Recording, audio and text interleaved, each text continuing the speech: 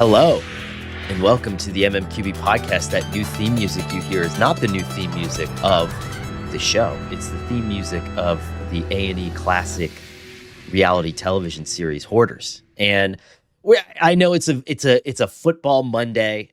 We're coming off of a long weekend, but we never really did a mid-season recap. We never really stopped and pumped the brakes on it. And so we're going to take a 1 week break from just recapping all the games. And I want to play NFL Hoarders with you, Albert. How does that sound? Now I'm going to have to admit something. I wolfed down my breakfast because I was up till 2 a.m. I'm going to have to admit that I've never watched the show Hoarders. I'm glad that you said that. So I'm going to explain. You're going to have to help me out with the concept and everything, but I'm good. Okay.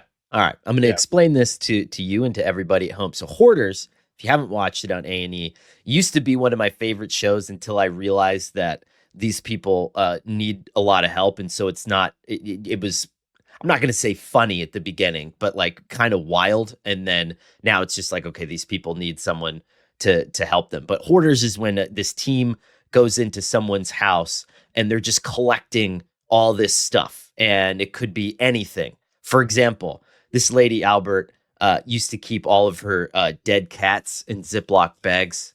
So when a cat died, she would just put it in like a bag and then throw it in the closet. Yeah, pretty nuts, right? And so there's an expert that comes in and has to talk to these people and be like, okay. What's the purpose of Ziploc bags? Just to make sure it doesn't smell or preserve them in some way? I can't imagine that it helped that much. Everybody that goes into these houses is literally wearing like masks and stuff like that. Right. But the expert comes in and at the end it's like, okay, what can we reasonably throw away? Because we have too much stuff. And what is that meaningful for you to keep?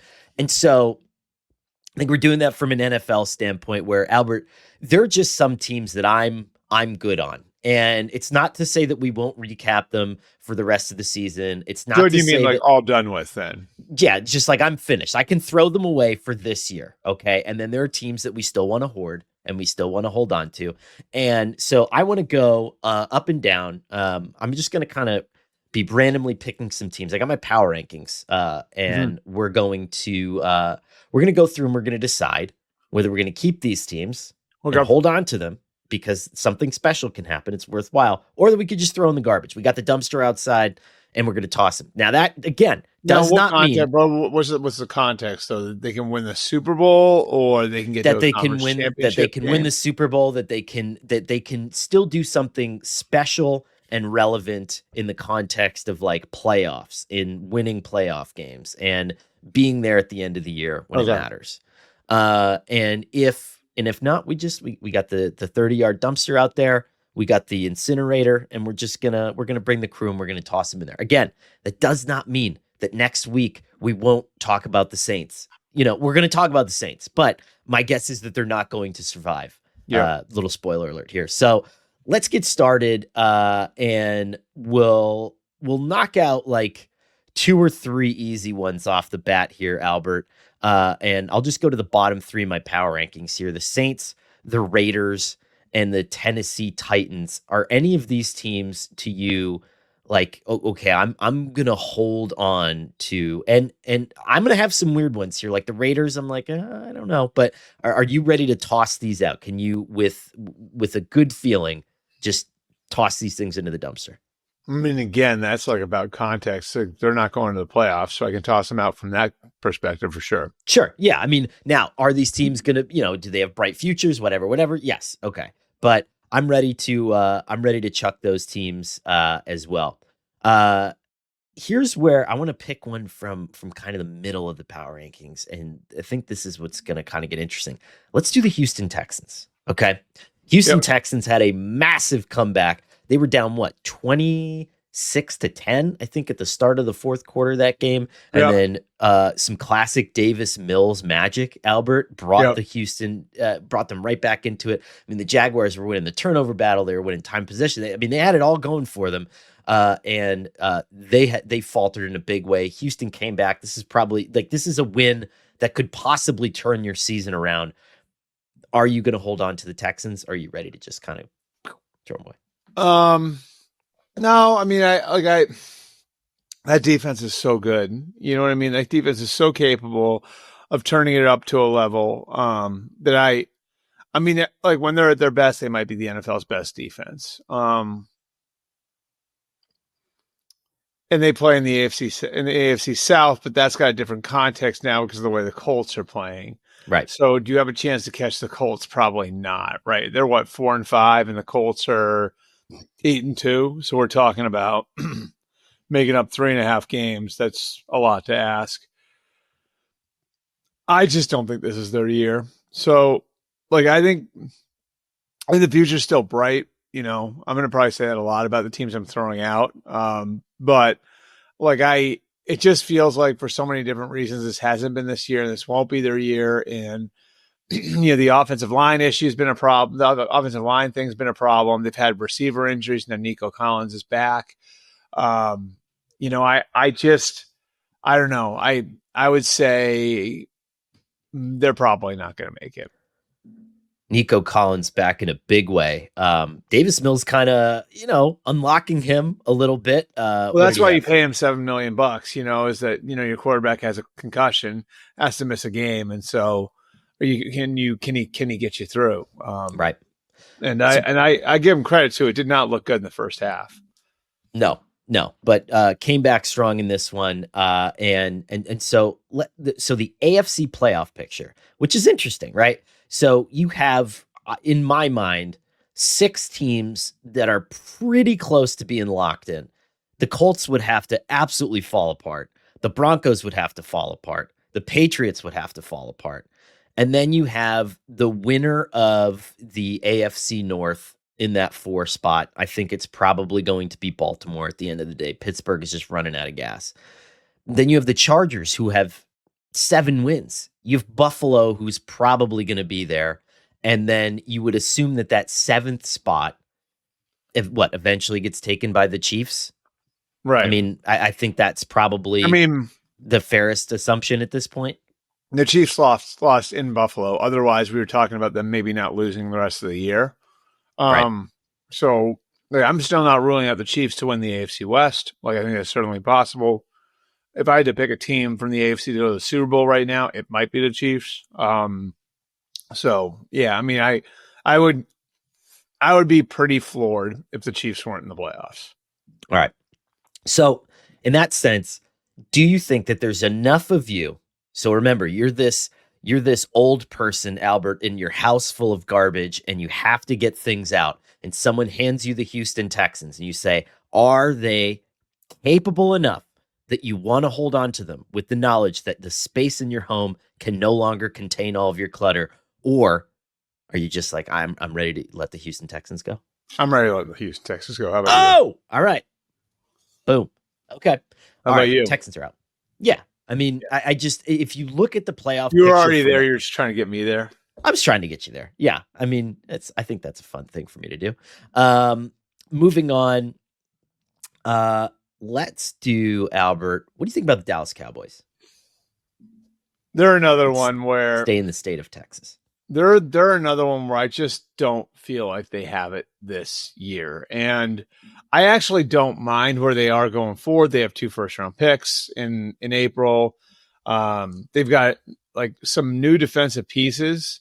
You know, Quinnen Williams and Kenny Clark and Osa Odighizuwa give them like a real nucleus in the middle of their defensive front.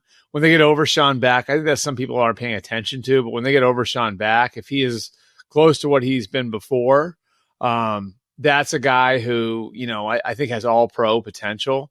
And they're young edge players, you know, I mean, Donovan Ezeraku looks like he's going to be a real stud, but yep.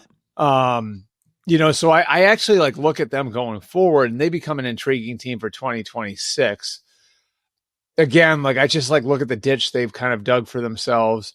They're not catching the Eagles in the East. You know, when you're sorting through who the wild card teams are going to be in the NFC, right? And we can do that at the same exercise.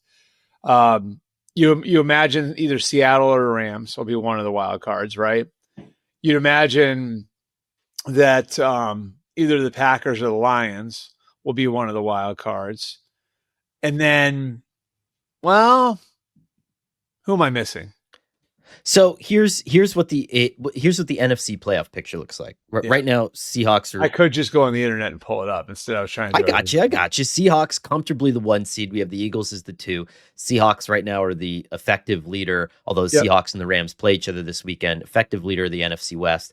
Eagles 2. The Packers 3 as the leader, and we're taping this before Monday Night Football, so a lot can change there. The Buccaneers obviously winning the AFC South. Then the Rams, your wild cards are the Rams, the Lions, and the Bears at this moment in time. Now, here's what's interesting about Dallas.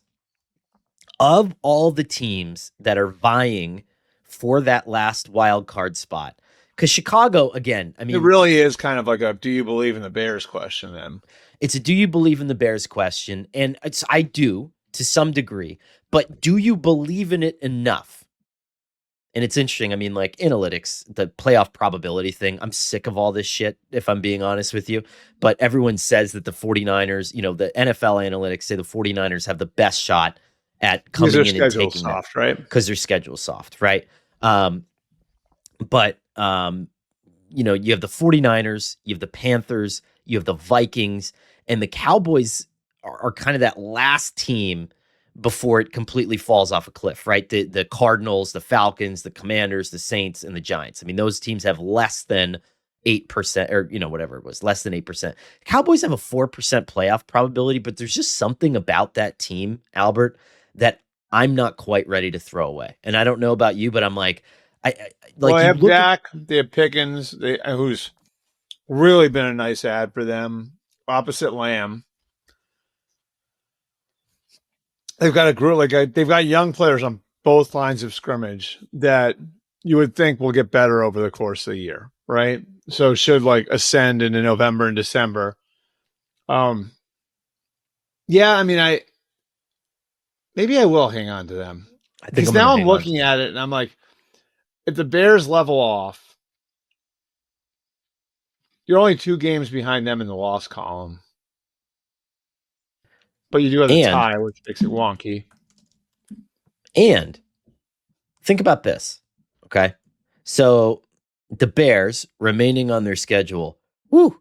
Look at this.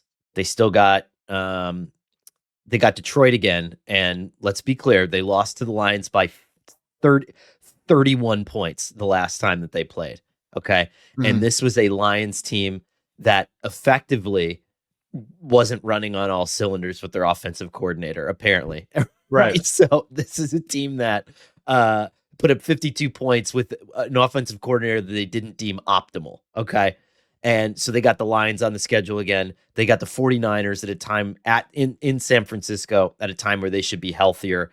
They still have the Packers twice, okay? They have the Eagles at Philly, and then they have Pittsburgh and they have Minnesota. Okay, and then Cleveland is sprinkled in there too. That's a really hard back end of the schedule, and I want to be fair because I'm going to give Dallas the benefit of the doubt here that I don't for Chicago. But you start next Monday night, so you have the long. Dallas has the long bye. Okay, so they get an extra day of rest. Monday Night Football in Vegas against the Raiders. They should win that game. Then you get the Eagles at home. And we have to remember that in week 1. They have the weird Monday, Sunday, Thursday turn, right? Yes. Mm-hmm. That the Jets got screwed on. Yes. Although this isn't as bad because there's not a cross-country trip. Correct. But you remember week 1, the Cowboys played the Eagles tough, especially on the D-line. And this D-line is worlds better now. Than it was in week 1. And everyone's like, well, it'll take Quinnen Williams some time to adjust. No, it won't. Because guess who Quinnen Williams' defensive line coach is for the Cowboys? The same guy, Aaron Whitecotton, who was his defensive line coach with the Jets. This is a plug-and-play situation. He could be excellent right away. So let's just play that game, play that scenario out where they beat the Raiders, which they should do, and then they come out and they just clip the Eagles, right? Like maybe the Eagles win. Now you're 5-5-1. You're 5-5-1 all of a sudden. I don't know, man. I'm not. And then the Bears start to kind of teeter a little bit. All those teams in front of them, San Francisco could just hit a wall. I mean, we saw We saw what happened yesterday. They were just on Sunday. The 49ers just got exhausted, right? And the Rams just kind of started running them ragged, right? I forgot about like the Cowboys schedule though, with all like the funky things at the 2 Thursday games in a row, the Monday to Sunday, Thursday turn. They're playing both Thanksgiving and Christmas, like all of it. You know what I mean? Like some teams have this as like a rallying cry. I don't know. You know, it's one of those weird things. All right. So we're gonna hold on to the Cowboys. Have you been looking for a natural way to relieve aches and discomfort? The CBD gummies from Cornbread Hemp are formulated to work with your body, not against it. Guys, on a busy Sunday night football, you're writing, you're podcasting, you're taking down notes, you're helping with the kids. I'm wired after these games, but the cornbread gummies are perfect for just, helping me chill out, getting myself into a good headspace and getting to bed, sleeping through the night. My sleep has been just so much better since I've started taking these. Cornbread Hemp CBD gummies are made to help you feel better, whether it's stress, discomfort, or just needing a little relaxation. They only use the best part of the hemp plant, the flower, for the purest and most potent CBD. Right now, MMQB listeners can save 30% on their first order. Just head to cornbreadhemp.com/MMQB. Use code MMQB at checkout. That's cornbreadhemp.com/MMQB. Use code MMQB. Let's knock out a few more, Albert. I'm guessing you have no reservations here for me tossing out the Commanders, the Cardinals, the Giants, the Jets, or the Browns. So all right, so let's go through it. The Commanders have lost their last 4 games. They've lost 5 in a row. Their last 4 by 22, 21, 24, and 22 points. That's stunning. Like, I noticed that last night, like when I was putting together my column. That is mind-blowing. Plus, Jaden's hurt. Yeah, this is the Commanders. This is like the correction from last year, I think. Like last year, they had a softer schedule. They had a ton of injury luck. And this year it feels like all of it's coming crashing down on them. And so they're 3-7. Their margin for error is short. They go to Madrid this weekend. I think they're dogs to the Dolphins, right? Yes. Which is, amazing. You imagine if I had told you that a month ago that they were going to be dogs to the Dolphins in Madrid, but they are. Yeah, I can't see them. I have a hard time with Jaden being where he's at, their injury situation being what it is. To me, like their season sort of ended in that Sunday night game against Seattle where they lost Jaden Daniels, Marshawn Lattimore, and Luke McCaffrey all at once. Like, it's just not their year. Right.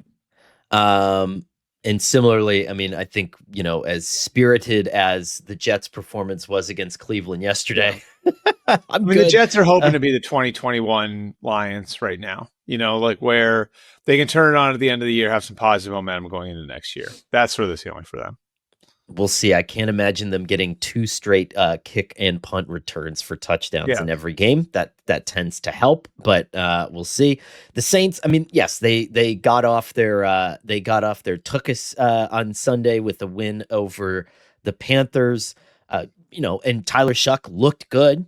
I'm not saying that all hope is lost. If they can get into a position where Shuck looks good enough that they can take another position and just get through next year before the big quarterback draft in 2027, I think that would be phenomenal. And I don't put it past Kellen Moore.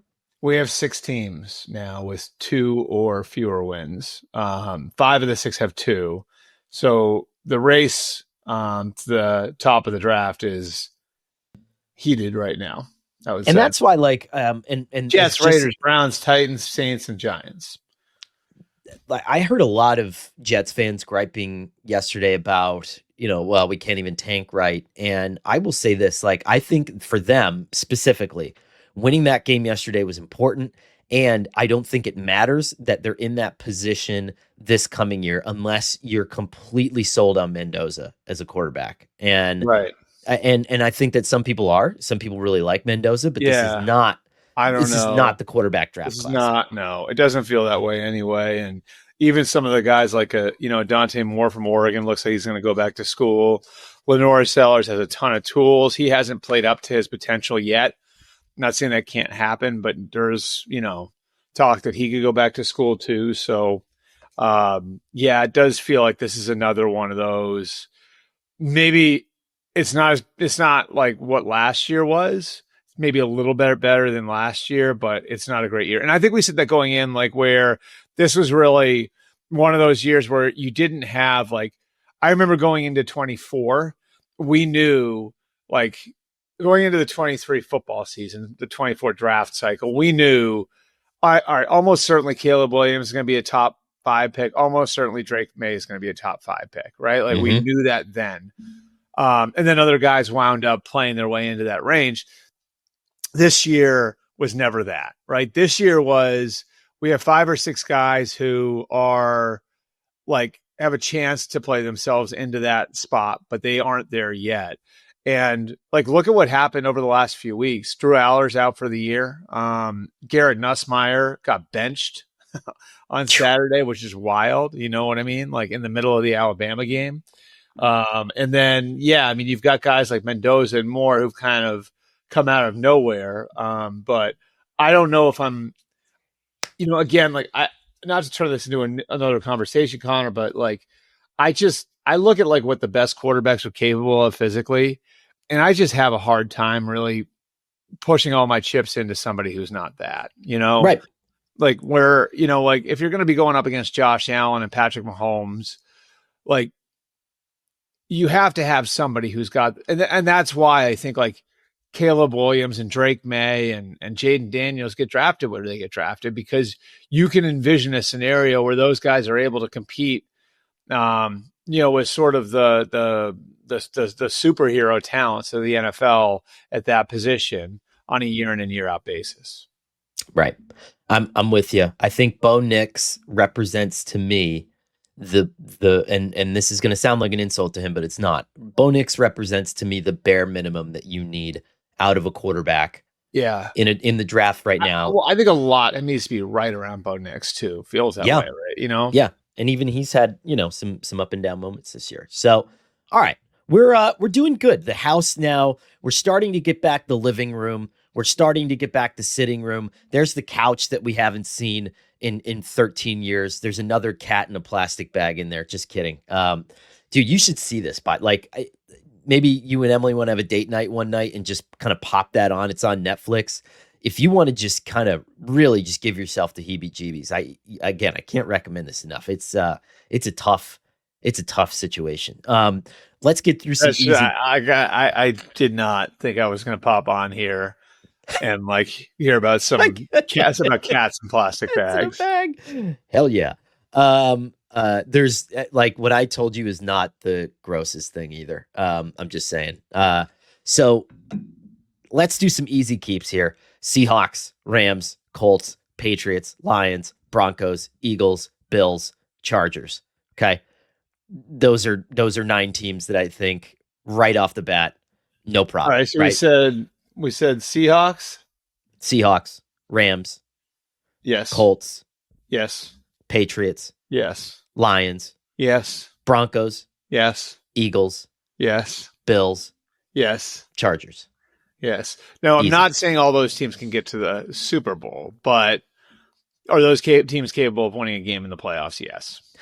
I think, which teams to you don't have again? Well, using last year, where the Commanders were effectively one get. Now they got blown out in the title game, right? So I think, I put the Colts, the Broncos, and the Patriots in the Commanders category from last year, where it's if the draw is favorable, they can advance. But I think there's risk for them getting exposed a little bit.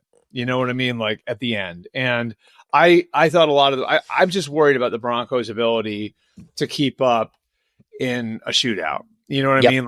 And unless it's against the Giants. Right. So with them, I'd be worried about their ability to keep up in a shootout.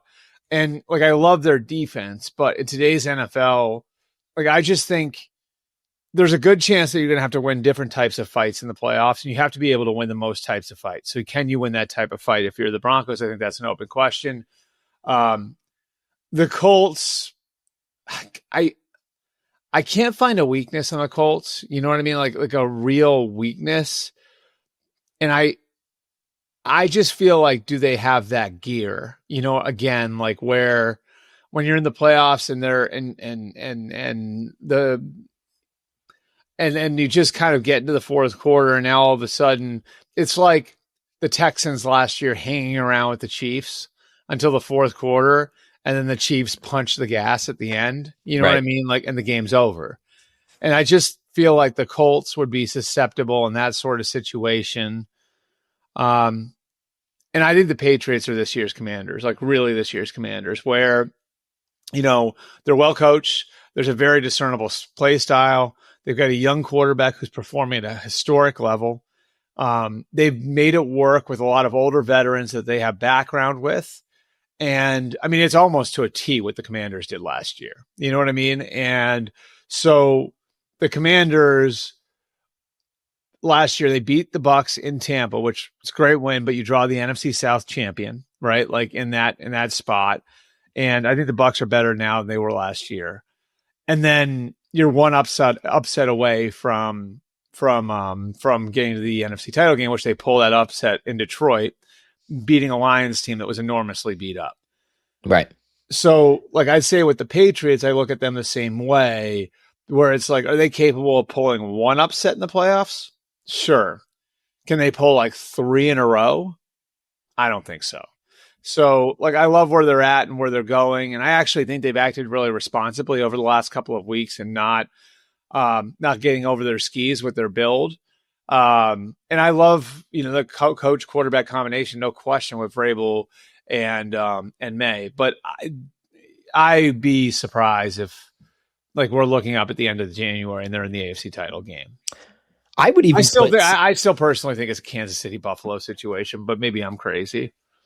Okay, so I want to second my concerns. You had mentioned your concerns with the Colts and running out of gas. I second that. This is 2 weeks in a row now, Pittsburgh and Atlanta, who have really gotten into Daniel Jones's grill. I was surprised because that offensive line had been a strength for them, and that feels like it turned on a dime in the last 2 weeks. You know what I mean? And I think a lot of it too, though, Albert, is and I'm wondering what happens. And I guess we saw this a little bit effectively with Pittsburgh. What happens if you play an explosive offense that gets up on you early and then can rush Daniel Jones and force you to keep Jonathan Taylor in as a protector? To me, that might be the most compelling argument for Jonathan Taylor as most valuable player. Yeah. It's like when you can get the Colts out of their comfort zone and you can kind of turn it into, you can force the Colts to play catch up. It becomes a different game. And I don't think Daniel Jones is a fraud. I just think he's one of these quarterbacks that is sort of dependent on his circumstances, which is 90% of them. You know what I mean? Like there's only like, to be clear, there's only 3 that aren't, right? Like, right. I mean, it's right. Yeah. I mean, they're almost all, and that's not an insult, by the way. Like, do you know how difficult it is, like, to to be like the sort of eraser, like of the sort of eraser of flaws that like Tom Brady or Peyton Manning were, you know, like at their peak, where it was like, oh yeah, we've got an offensive line issue, I'll just get rid of the ball faster. Like, that sounds simple. It's really hard to do that, right? Oh yeah, my receivers aren't as good this year, so I'll just throw into tighter windows. Like, there are very few quarterbacks that are capable of lifting the operation onto their shoulders. Very few of them. And again, like, it's not an insult saying you're not one, but I don't think Daniel Jones is one. He walked into a really good situation in Indy, and to his credit, he's played great. But that doesn't mean, like, if they're playing from behind and you're able to eliminate Jonathan Taylor from the game, you change the dynamic on their offensive line. You really, I mean, limit what their best player is capable of doing to you. it becomes a different game, and I think the last 2 weeks, you're right. Like I thought they showed great fight and grit and all of that last night or yesterday, and being able to beat the Falcons the way they did in Germany. But, when if they get into one of those holes against a better team, it can be a different story. Choosing work boots used to mean sacrificing comfort or durability. If they felt good, they didn't last. And if they lasted, they wrecked your feet. Brunt thought that was BS, so they built tough boots that feel great from day one. No break-in, no sore feet, because people out there doing real work shouldn't have to choose between comfort and durability. Now, I got the Marin boots, and not only do they look great, like I've worn them to church, I've worn them out on the town, I've worn them out to dinner, and I've also worn them in the yard when I'm raking leaves, when I'm fixing my wall, doing a little bit of stonework, whatever it is. These are no doubt the most comfortable work boots I've ever worn, and they're built to perform. Whether you need waterproof, safety toe, soft toe, pull-on, lace-up, they've got options that can handle whatever job site you're walking into. And Brunt stands behind what they make. You can wear them to work, and if they're not right for you, send them back. I don't know any other brand doing that. That's a company that believes in their product. Brunt isn't just about work boots. They offer a full range of high-performance gear built for tough jobs, from heavy-duty work pants to weather-resistant jackets. Brunt designs durable, reliable workwear to keep you protected and productive in any condition. Brunt was tired of the workwear brands out there cutting corners. You work too hard to be stuck in uncomfortable boots that don't hold up, so they built something better. Boots that are insanely comfortable and built for any job site. And for a limited time, our listeners can get $10 off at Brunt when you use code MMQB at checkout. Just head to bruntworkwear.com and use the code MMQB, and you're good to go. And after you order, they'll ask where you heard about Brunt. Do us a favor and tell them it was from this show. I also, Albert, want to put that Bills team into a category now where it's like, okay, I'm going to hold on to them because I can't not hold on to them. But, I mean, they're starting to freak me out a little bit. I mean, this defense that was is a weird, like, puke throttled by injury. That was a puke all over your shoes game. It was hard to explain that one. Because there were like 3 or 4 different points. There were 3 or 4 different points in the second half where it was like, okay, like here they come. And then there'd be a turnover, Yeah. Or there'd be a 3. It'd be just, there's inexplicable things happening there. You think there was a hidden boat sitch going on? Like you think they might have been boat partying? Oh, you Buffalo. Mean like taking advantage of South Florida in November? Yeah, just going out in a boat with Biebs and I don't know who's like a hot musician now. Chalamet, he's a New York guy though. Yeah. If you're the Dolphins, wouldn't you want that? Like you'd almost hire somebody in the boat world whose job would be to take these guys out on a boat and get them absolutely shit-wrecked the day before a game. That would be like part of your plan. Because if you're in Buffalo, it's pretty dreary most of the time. Weather's pretty depressing. And you get down to Miami, you just want to hop on a boat, maybe catch some marlins. I don't know. But to your point, right? They looked gassed. It was hot. And then when they started coming back, there was the downpour, right? And so it made the whole thing complicated. You could excuse them, I guess, in that regard. So this week's going to be interesting because they play Tampa, and Tampa's coming off of a loss. Yep. And like that to me is a fascinating game. And I think it's more of a have-to-have-it situation for Buffalo than it is for Tampa, because I think Tampa's a little bit insulated by the division that they're in. Yeah. I don't think anyone's coming to get them. Yeah. But I mean, like, I think both teams have to come into that game playing with some level of desperation. And then the Bills play on Thursday night after that. So like this suddenly becomes like, I think, a pretty critical 5-day stretch for them coming up. If they can come out of it at 8-3, now all of a sudden, you're in position to run off a couple wins and take the division back from New England in the middle of December, which I cannot believe I'm saying that, but that's Wild. where we are. Wild. Okay. So we feel pretty good about them. Now I'm going to go back on the flip side of this, and start giving us some real, like, we have to really think about this. And here's a team that I'm going to throw at you, Albert, just because of yesterday. that I'm not possibly ready to get rid of. And I know this sounds insane because they literally have a 1% chance of making the playoffs.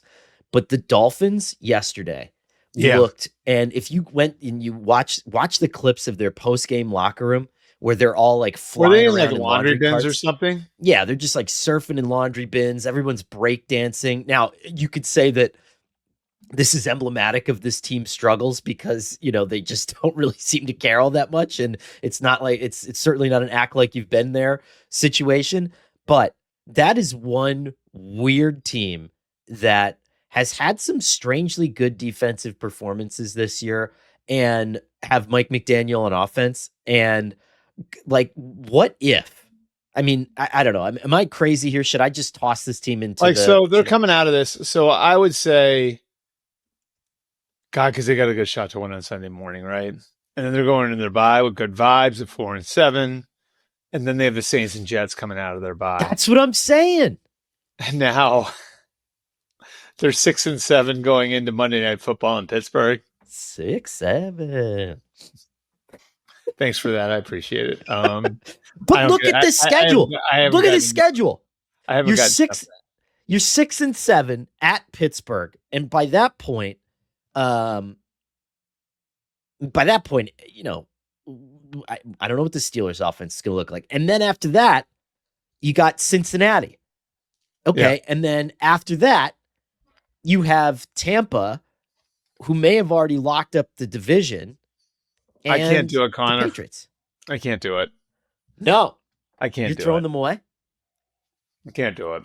I just talked myself into it. I mean, how much of this is though? I mean, how much of this though is like the dead cat bounce? You know what I mean? Like they just got their general manager fired.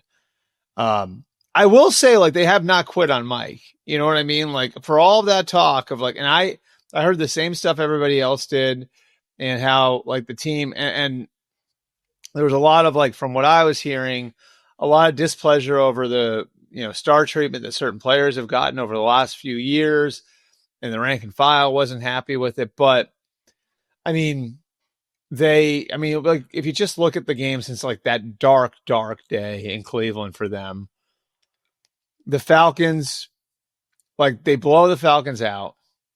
Then that Baltimore game was close through a half. Right. And the Ravens kind of put their foot in the gas, and it's a Thursday night, and however those things go. And then you beat Buffalo. Like they haven't quit, you know, and there are still players in that team. They're still, I mean, it's not the worst roster in the league. So I see what you're saying.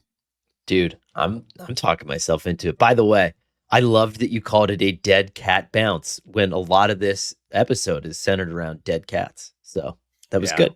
That was nice. Actually accidental, but I'll pretend Perfect. It wasn't. Right. So you're ready to throw away the Dolphins? I might keep them. Keep them one more week. I want to keep them one more week. You must throw them away. But just because, God, that schedule. I mean, the schedule, though. The schedule, yeah. Do you think the Commanders beat them on Sunday? I kind of do.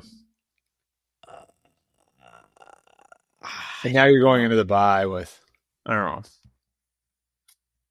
Like, what if this is a funky team, man? This is a funky team. Like, I mean, they go toe to toe with the Chargers and then get blown out by the Browns. They beat the Jets, then lose to the Panthers. You look at, I don't know. They blow out the Falcons. They probably should have beat the Patriots early in the year. They probably should have beat the Panthers. This could look a lot different. You're right about that.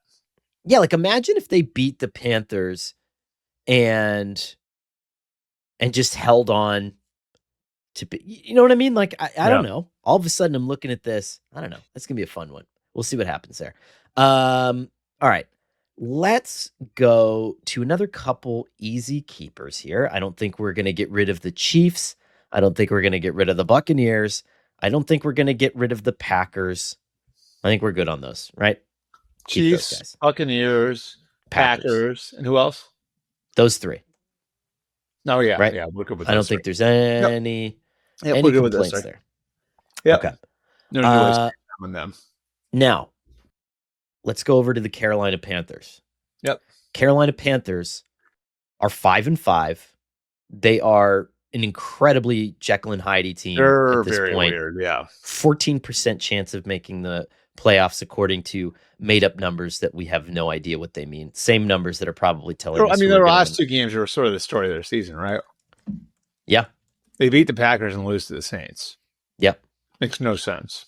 Score 7 points against New Orleans. And really, I mean, let's look realistically at how this offense is winning. So, the Cowboys game, they scored 30 points, and that was like a Rico Dowdle revenge game. So let's not put too much on that. Since then, you beat the Jets by scoring 13 points. You score 9 points in a blowout 40-9 loss to a Bills team that lost to the Dolphins. Then you beat the Packers by scoring 16 points. Then you scored 7 points in a loss to the Saints. Yeah. I think that's about where we are with this team right now. I'm ready, which is, I know this Garrett is Brown, insane. those defense needs to win games for them, basically. Right. And I know this sounds insane, and I'm talking, which is unbelievable because they were like historically bad on defense last year. Ezra Evero, I'm telling you, man, deserves so much. He's no one's paying attention to him, but he is a very, I mean, you just talk to people who've worked with him, very bright head coaching candidate. 100%. I mean, I think this guy is going to be interviewing for head coaching jobs, just like, and he has in the past. So it's not, I don't think that's any semblance of a surprise. But is it nuts that I'm holding on to the Dolphins and I'm throwing away the Carolina Panthers? A little bit, but they're not going to catch. So, like, I go back to like when my revelation there when we were talking about the Cowboys, which is that like that last NFC wildcard spot could be like wildly up for grabs. You know what I mean? Right. Like, because you figure there'll be 2 NFC North teams, there'll be 2 NFC West teams, and then who's the third wild card, right? So is it Chicago? Or are you locked in on Chicago? Like you look at the NFC East, like the Cowboys maybe still hanging around. Can the Vikings get their house in order? Are the Niners going to be there at the end, which I think they are because of their schedule? Right. Yeah, I don't think the Panthers are going to the playoffs. I don't think the Panthers are going to the playoffs, and I just think, oddly, I see more of an opening with that last spot in the AFC, which I know sounds crazy. Yep.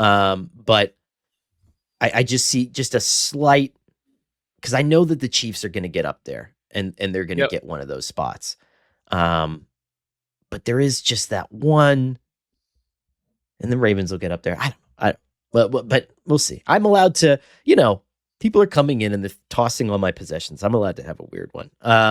So we're gonna disagree. We're gonna agree to disagree on some of these, but I think that I'm ready. I'm ready to chuck the Panthers. Let's go over to. Are you up on the whole JJ McCarthy alter ego thing? 9. By the way, 9. Yeah. What are your thoughts? Are you tossing 9 or are you keeping 9 right now? The Vikings lost this weekend. And, I'm keeping them. They're too well coached. They're too talented. Yep. Like I think there's got to be a chance that it clicks for JJ. He's had a weird year. But there's just too much talent and ability on that roster. I do think look, like one thing I can say with some level of certainty is like they do want to get answers on him and figure out what they've got in him by the end of the year. I don't think that like it's locked in that he's the quarterback in 2026 there, because like that's too good a team for them to just like keep going with something they're not sure is going to work. So like JJ's got a lot on the line over the rest of the year, like to prove that he is the guy for them going forward. But he's a good player. He's competitive. He's just got to cut out the mistakes. And there were a couple of really bad turnovers in that game yesterday, Yeah. Against a good Ravens team. So I have trouble throwing any team coached by Kevin O'Connell, with that sort of roster out. I'm going to keep him. Okay. Let's save 9. 9's good. The 49ers, I think that we can all agree. I mean, that's a team that is possibly getting healthier. I don't know if there's a Mac Jones and Brock Purdy discussion to be had when Brock's healthy. Max played well. I don't know. I mean, what do you think?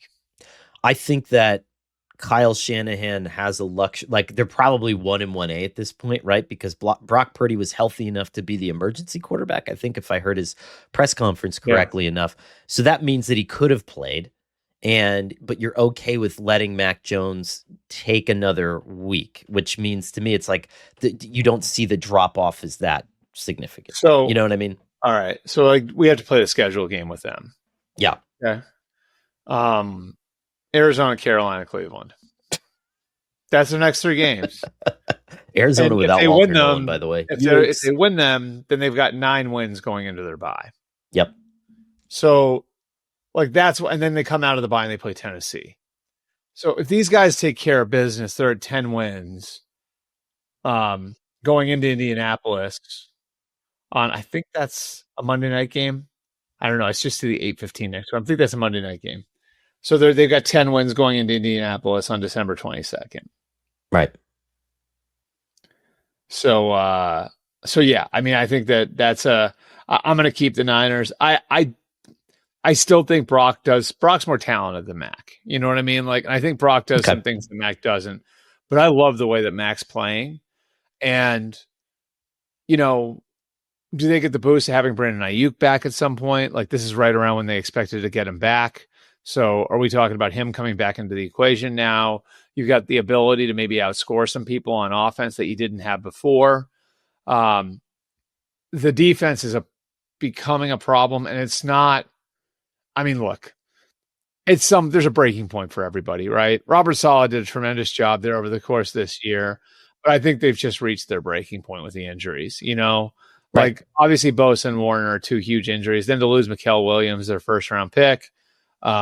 It just feels to me like the defense is kind of duct taped together to the point where they've got to play a certain style to win. And I think Brock Purdy probably gives them the best chance to play that style.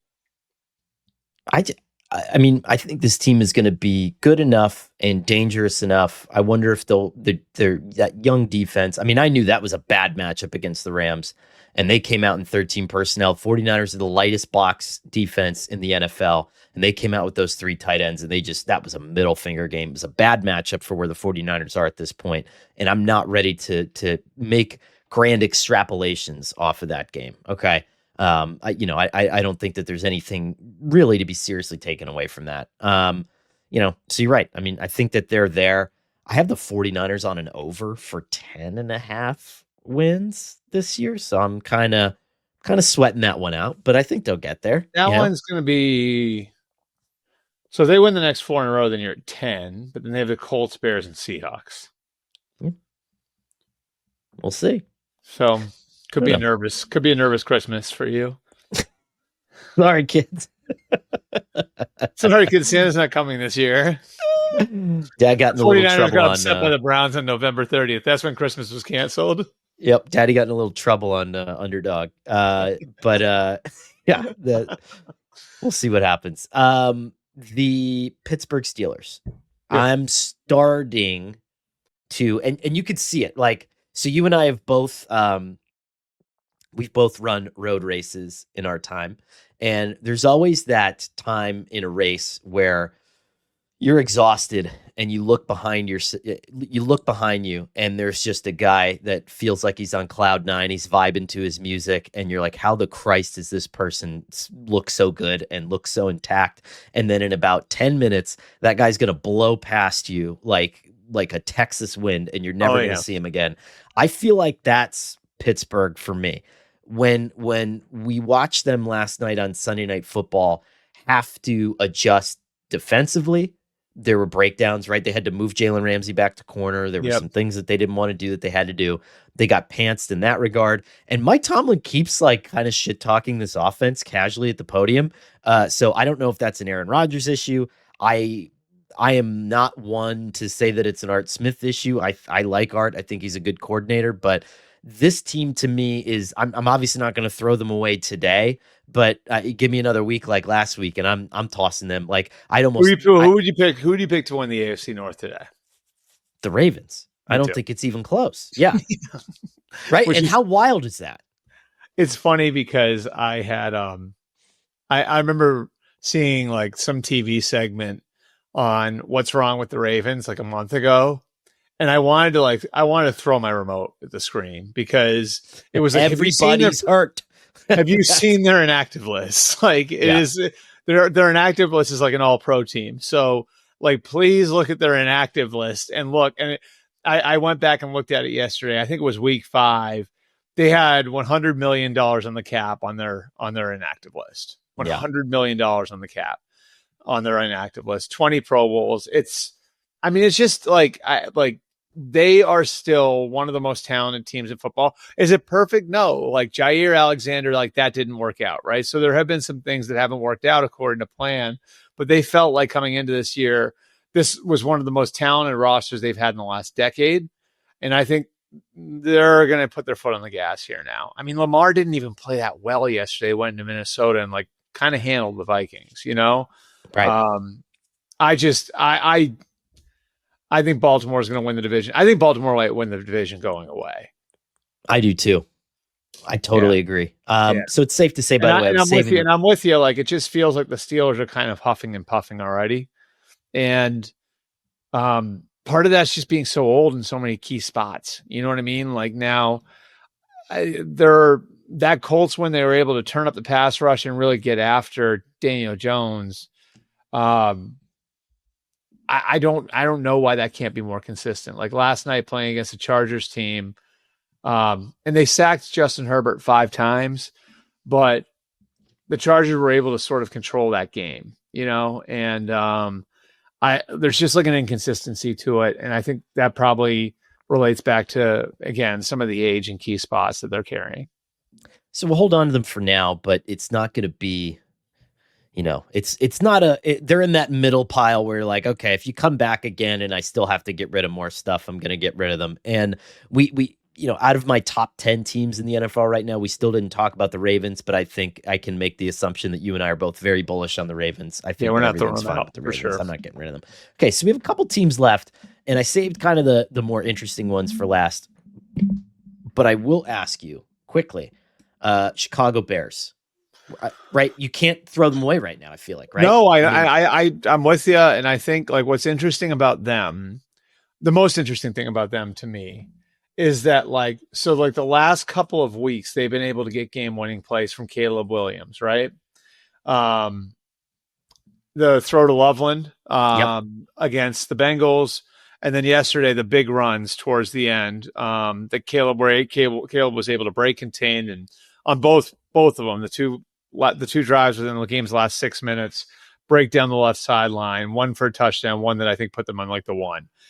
The interesting thing about the Bears is that they were winning without Caleb playing very well for much of the year.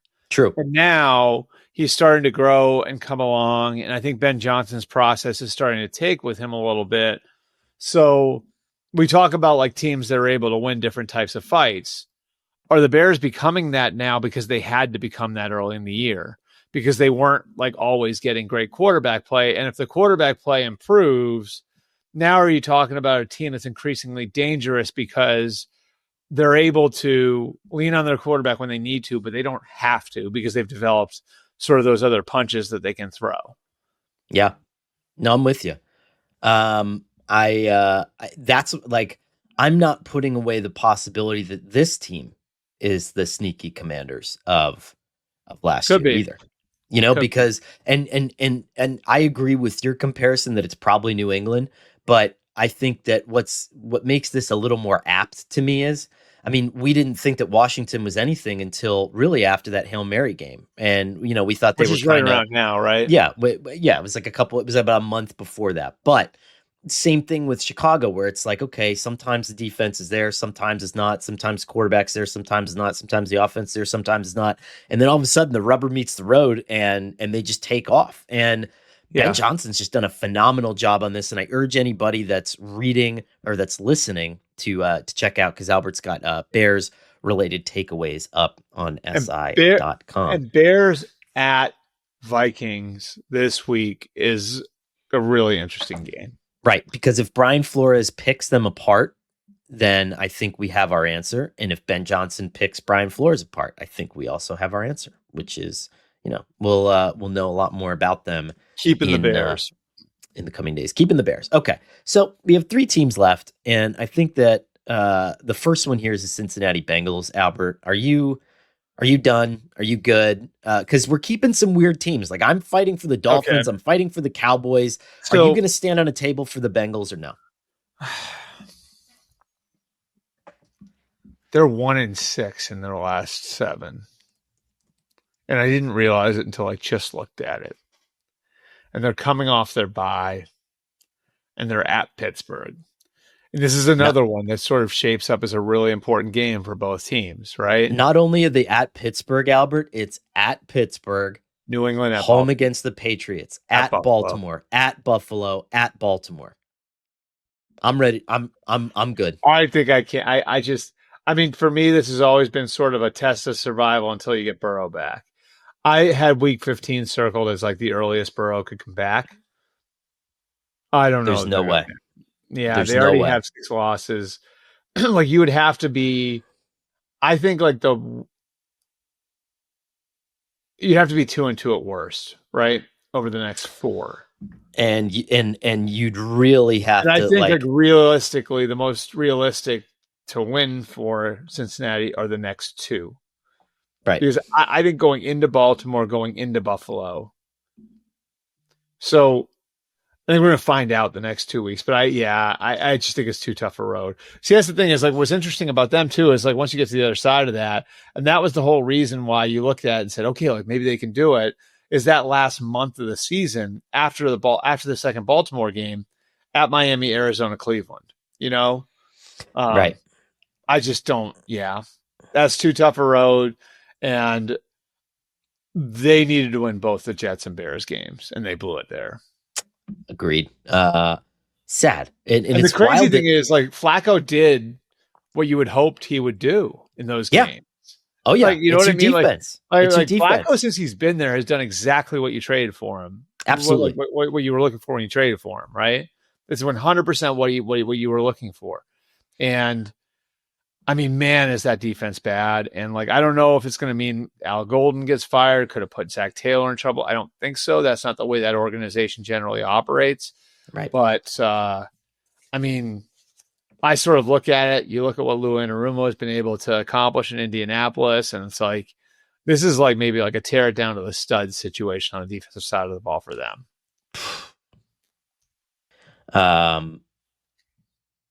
Yeah, I'm not fighting you to hold on to Cincinnati. I can't hold on to that. Yeah. No. This is like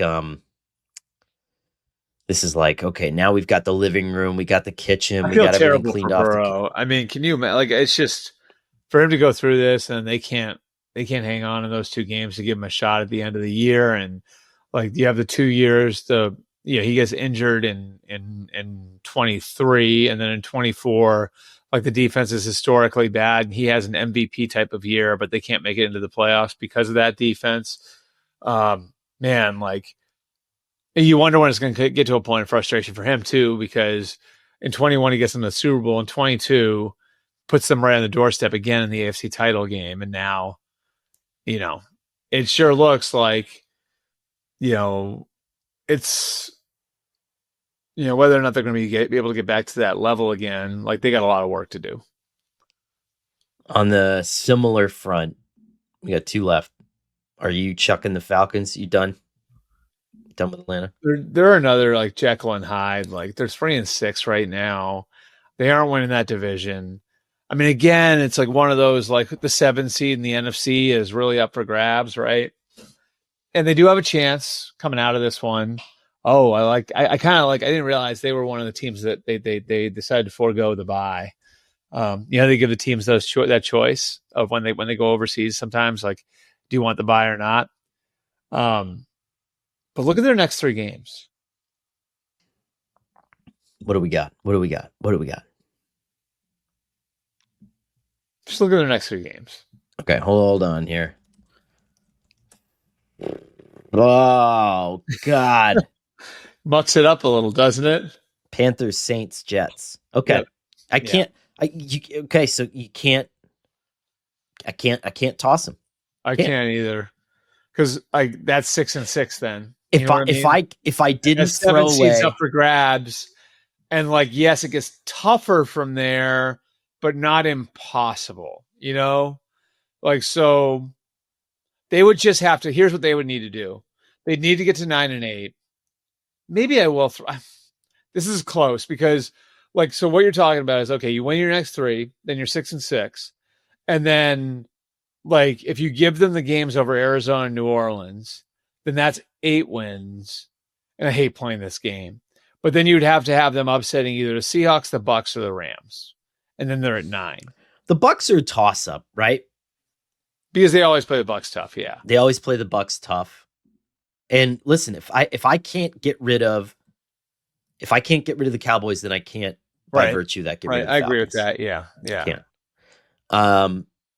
Last is the team that I just cannot figure out is the Jacksonville Jaguars. And that game was gutting. That shook you a little. You know what? It's weird now to see them losing games where they still get the Campanale bounce, right? Where they're still getting all the turnovers. And everything is kind of just slowed down to a crawl or to a halt with this team. And the offense is just kind of muddled up again. And to have broken down to that level on the back end of that game, and to have Davis Mills be the guy that's really coming out and lighting you on fire. I don't know, man. Like, I understand that I'm keeping some weird teams, including the Dolphins, but is it weird to me that like I almost like that team better down the stretch than the Jaguars? I just don't know. I mean, I think now we're starting to see a little bit of we're starting to see the flip side of youth and all this kind of stuff. I mean, listen, the Jaguars still have both of their Colts games. They have the Broncos. They have the Chargers. They have the opportunity, is what you're saying, to... I don't think... No. I don't know. I can't keep them. They've lost 3 or 4. Yeah. Their one win was could have very easily been a loss. Mm-hmm. 2 of them were blowouts. They blew a big lead in the other one. I don't think they're going to beat the Chargers this week. Do you? No, I really don't. Yeah. And I just I look at their schedule and then, yeah. I mean, the AFC, if you figure right now, Indianapolis, Denver, New England are in, we're going to do this again, right? And if we just give them their divisions, right, which I don't think all 3 of those teams will win their divisions, but you give those 3 teams their divisions, then you get Baltimore in the North, which, obviously Jacksonville doesn't have access to that playoff spot. Then you figure Buffalo and Kansas City will also be in. Now we're talking Pittsburgh, the Chargers, Pittsburgh, the Chargers. Like, are they going to get in over those teams? I just don't think so. I don't know. Goodbye. See you later, Jacksonville. Nice start for the Liam Cohen era, though. And I mean that sincerely. I'm not being sarcastic. Like, it has been a nice start for the Liam Cohen era. I know. The timing of it was just funny. Yeah. I was like, yeah, my tone sounded bad there, so I want to make sure I clarify that. It has been just a nice toss start. And be like, yeah, real nice job, guy. Yeah, yeah. But I just I think that they're. I would say they're going to finish 8-9 would be my guess, which is a good step for them and gives you something to build off of. Are you sold that for Liam and James Gladstone, that Trevor Lawrence is the long-term guy? It just feels like there's been little pieces of frustration there. I don't know. It's just some weirdness there. Do you know what was interesting to me that I can't get rid of? And I know that this is going to sound like kind of a mean accusation to throw out, but and I mentioned this on the pod before, but I still can't stop thinking about when the whole sign stealing thing happened with Liam Cohen and Robert Saleh a couple weeks ago. And I was canvassing a bunch of people, and someone had made the point that let's not forget that when Trevor was at Clemson, he had arguably the greatest sign stealer in modern college football history in Venables on that staff. Right. Yeah. And so did we in some way get a little bit of the skill conflated with whatever answers to the test he was getting? And does that muddy up the picture a little bit? And was he maybe not generational, but still, I mean, Trevor's a talented quarterback. That offense was also remarkably simple. And I think like people who I remember hearing this, like, you know, his first couple of years in the league was like Trevor, for a guy who started as many games as he did in college, was way more raw than people thought. And the reason why was because the offense he was coming from, they did rely on him to run a bunch. And he's more of like he's a great athlete, but like more of like a straight line runner, which, I mean, as you know, in the NFL, as a quarterback, it's tough to be that type of guy because of the hits that you'll take, you know, playing that way. If you have a quarterback as a runner, you want him to be a little bit more elusive, so he's not just taking a pounding, you know. And maybe that's what it is. Like, that's why it hasn't translated, because of that simple offense he's coming from, the reliance on his legs, which, you know, if you're relying on your legs as a quarterback, that's going to open up things in the passing game for you, make things a little bit simpler in the passing game for you. I just, you know what I really, you know, like just like looking at the box from last night or from yesterday, what I really don't like about it is like the sack to pass attempt ratio here. 5 sacks and he only threw it 23 times. So that means like, I think we've talked about this sack. The sack is a quarterback stat. You know what I mean? Like, and it can involve your ability to process and your ability to get rid of the ball. And it does feel like watching Trevor, like there is, even 5 years in, like the wheels are turning in his head watching him play, you know? And I just can't kick that when I watch Trevor play. I think that I don't think we're done having that discussion by any stretch. I think that, and you feel bad for Doug Peterson a little bit because you slammed the door on him and said that Trevor's lack of success is an indictment of him. And you kind of, you know, you very quickly slammed the door on Urban Meyer, but that I think was a different set of problems in Jacksonville. But you get to this point now and it's like, okay, where are we at on this? Could we see him moved? I mean, there's a lot of teams with a lot of draft capital. Like if you're the Rams, would you know? Yeah. And you're Sean McVay, wouldn't you just be like, all right, well, Stafford's almost done. Give me this guy, you know? Yeah. I would be fascinated to see that one. That would be really interesting. Hello. I mean, I think like what's the next wave of quarterback reclamation projects? I think we've put Kyler and Tua into that bucket, right? Like where they eventually in the next year or two could become somebody's reclamation project. Maybe Trevor winds up in that bucket too. I'm not sure. It's wild because like I was convinced. I remember watching him as a freshman. It was like, holy crap. You know what I mean? Like this is the next guy, you know? And I think there's like, if he had been in the 19 draft after his true freshman season, I think he would have been the number 1 overall pick. I think he probably would have been the number 1 overall pick over Burrow in 2020 based on the way NFL people talked about him. So like, this is pretty surprising that we are where we are with him. Right. Remember how stupid we all thought Greg Williams was for sending that 0 blitz and costing the Jets? Wasn't that what it was? Now I'm mixing stories up. Wasn't that what it was? Well, no, that was the game they lost. That was the game 0 blitz to Derek Carr. Yeah. But then they won a game that cost them the pick. They won right? a weird game. Yeah. That wound up being the difference between Trevor Lawrence and Zach Wilson. Which, like, I mean, now I think Trevor would have flamed out a lot faster if he was in New York. Yeah. No offense to anybody. I mean, I think that I don't know, every like, quarterback, been, you know. I don't know that would have been like the personality fit, you know. He might have gone back to school. Oh, but yeah. All right. Well, that does it. We've cleaned out the house. Let us know what you think. I mean, is this a keepable segment in the months, in the weeks, and the years to come? Or did you just, are you not Hoarders people? I don't know. I urge you to binge Hoarders on Netflix because it is fun. And I don't know, there's something aesthetically pleasing about seeing the Well, I don't clean know about houses you, but I'll be afterwards. busy falling asleep in the middle of the Monday night game tonight, so I can't do it tonight. But maybe later in the week. Maybe, yeah. I got a Trenta today from Starbucks, so that they have a bigger one now. It's 30 ounces. So we've So gone with it. So like, look at right, that like baby one. remember the criticism about my small coffee, right? Yeah, Like, look at that. and again, the reason why is to give myself the out to get another coffee. I don't feel as guilty about getting another coffee after the show every Monday morning. I'm So about that's to the put strategy. this is mostly ice. I've polished off 30 ounces of coffee. It's 10:42 in the morning. God bless.